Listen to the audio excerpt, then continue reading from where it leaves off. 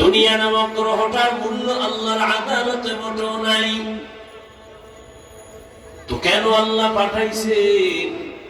রহমতের নবী বলে আখিরাতের বাজার করার জন্য আল্লাহ জমিনে পাঠাইছেন।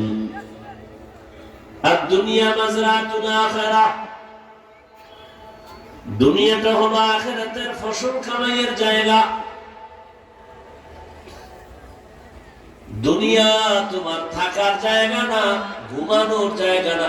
এজন্যই তো দুনিয়া নামক গ্রহটা আল্লাহ বানাইয়া প্রথম একটা ঘর বানাইলেন, বাইতুল্লাহ। কি বানাইছেন? ইন্না আউওয়ালা বাইতিন উযিআ লিন-নাসি লাল্লাযী বিবাক্কাতা মুবারাকান ওয়া হুদা মুবারাকান ওয়া হুদাল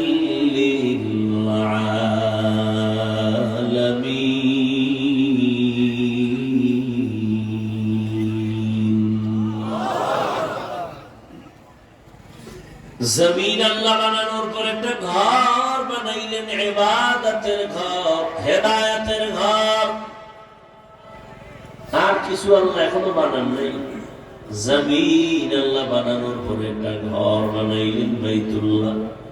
এমন একটা ঘর, যেই ঘর হলো দুনিয়ার সমস্ত মানুষের হেদায়েতের ঘর।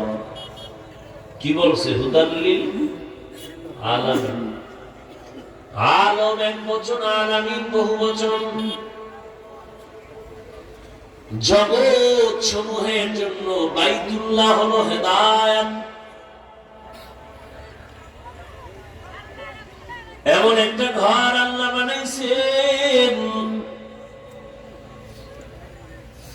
যেই ঘর এত দামি, যার আঙ্গিনায় বসে একবার যদি কেউ আল্লাহ বলে ডাক দেন, 1,00,000 বার আল্লাহ বলার সওয়াব পেয়ে যাবেন।